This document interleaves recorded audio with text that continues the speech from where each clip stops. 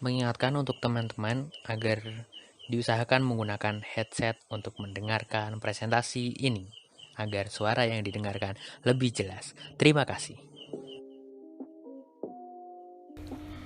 Hakikat dan tujuan manajemen. Pengertian dari manajemen atau sering kita dengar dengan sebutan pengelolaan, sebenarnya dari kata tersebut banyak sekali definisi lain yang menjelaskan seperti apa sih manajemen itu, dan tergantung dari cara pandang, kepercayaan, ataupun pengertian seseorang dalam mengartikan apa itu definisi dari manajemen. Manajemen dapat dikatakan sebagai suatu proses dalam rangka mencapai sebuah tujuan dengan bekerja sama bersama orang-orang dan sumber daya lainnya yang bersangkutan. Sumber daya lainnya yang bersangkutan itu misalnya kayak yang udah kemarin kita pelajari, itu ada 7M plus 1I, yaitu ada manusia, ada uang, ada metode, ada mesin, ada market atau pasar, ada waktu, terus selanjutnya yaitu ada informasi.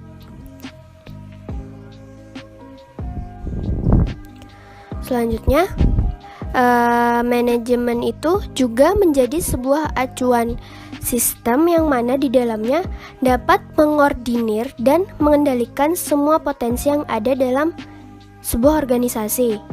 Salah satu contohnya yaitu organisasi yang ada di sekolah. Karena organisasi yang ada di sekolah itu kan pasti ada struktur yang jelas dan memilih banyak potensi yang harus dikontrol dan dikendalikan, serta dapat disalurkan sebagai sebuah bakat yang dimiliki oleh peserta didik di sekolah.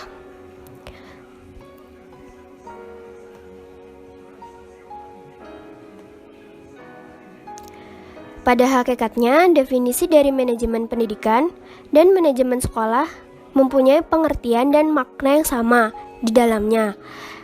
Memuat bagaimana cara menjalankan sekolah yang baik dan benar. Keduanya itu sulit untuk dibedakan karena sering digunakan dalam pengertian yang sama.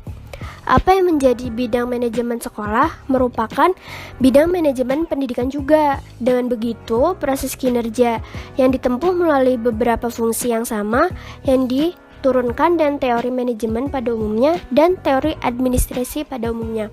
Kayak contohnya itu manajemen di perkantoran sama di sekolah itu hampir sama, kan bagaimana cara mengelola agar sekolah itu jadi maju dan baik. Sedangkan kalau misalkan di manajemen perkantoran itu memuat bagaimana biar perkantoran itu tuh menjadi baik dan dipandang baik oleh orang.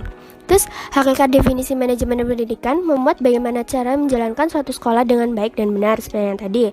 Dan standar yang mengatur mengenai mutu pendidikan tertuang dalam Peraturan Pemerintah Nomor 19 Tahun 2005 tentang Standar Pendidikan Nasional yang memuat 8 standar. Kayak yang udah kita pelajari sebelumnya di mata kuliah kurikulum pendidikan. Ada 8, ada dari standar isi sampai standar penilaian pendidikan.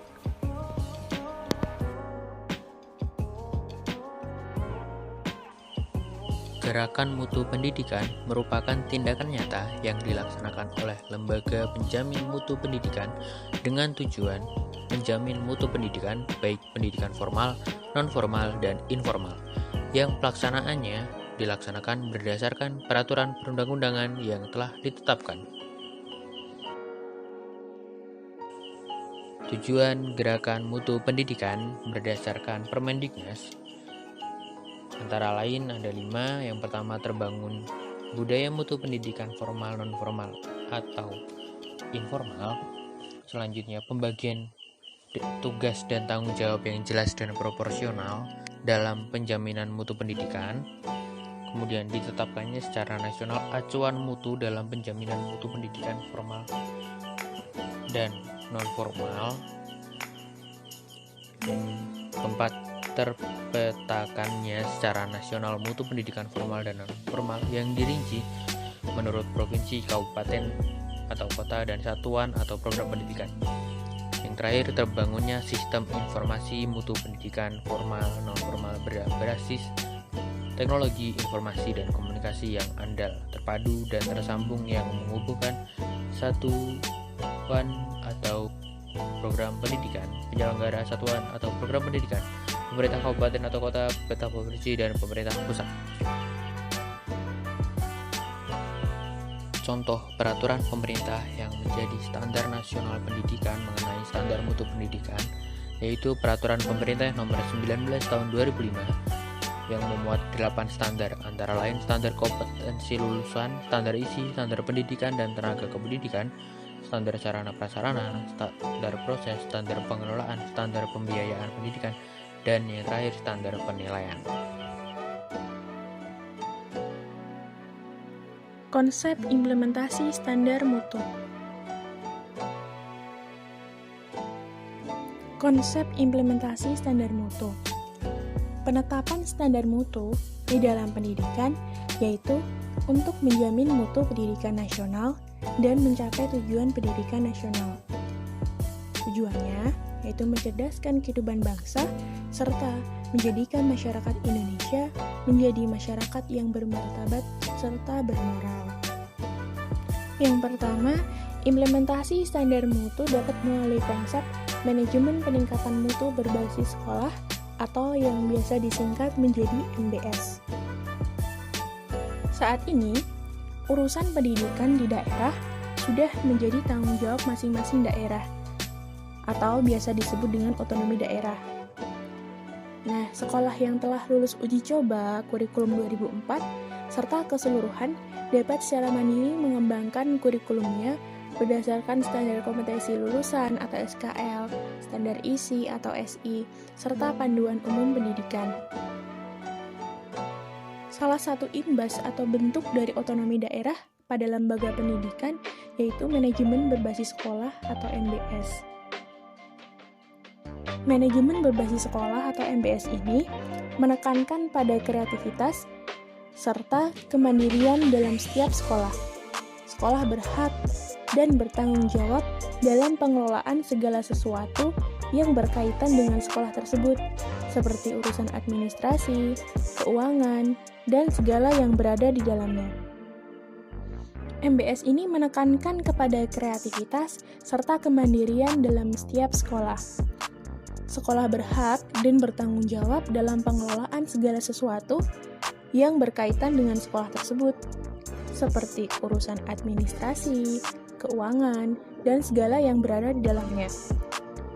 Salah satu ciri dari MBS ini adalah adanya pengambilan keputusan yang dilakukan secara musyawarah, di mana seluruh masyarakat sekolah, yaitu guru, siswa, serta karyawan dan wali siswa ikut andil dalam pengambilan keputusan guna mendukung tujuan sekolah yang ingin dicapai.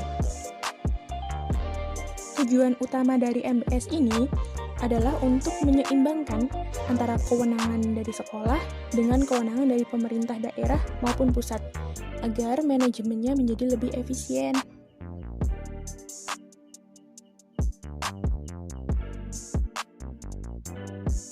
Konsep yang kedua yaitu konsep Professional Learning Community atau yang biasa disingkat menjadi PLC. PLC dapat didefinisikan sebagai suatu kelompok yang terdiri dari beberapa individu yang telah diberikan motivasi mengenai tujuan dalam belajar bersama guna mendalami praktek dan cara dalam pelaksanaan kegiatan belajar melalui pendekatan yang baru dan efisien dalam meningkatkan kualitas belajar siswa. PLC ini memiliki tuntutan, yaitu PLC menuntut agar guru dapat melakukan kolaborasi dengan guru lain dan dari sekolah yang lain pula. Agar kolaborasi guru tersebut berjalan dengan baik, maka setiap guru diharuskan meningkatkan kinerjanya, yaitu melalui iklim sekolah, kepemimpinan kepala sekolah, dan partisipasi masyarakat serta orang tua siswa. Nah, iklim sekolah, kepemimpinan kepala sekolah, dan partisipasi masyarakat tadi menjadi penunjang dalam meningkatkan kinerja dari guru. Jadi, jika iklim sekolahnya bagus, kepemimpinan kepala sekolahnya bagus, partisipasi masyarakatnya bagus, positif, maka kinerja gurunya juga akan bagus dan berimbas pada kolaborasi guru yang kemudian menjadi bagus pula. Jadi, yang paling berpartisipasi dalam proses pembelajaran serta peningkatan mutu ialah gurunya, yang kemudian ditunjang dengan kurikulum serta pengalaman mengajar yang berdasarkan standar negara serta daerah.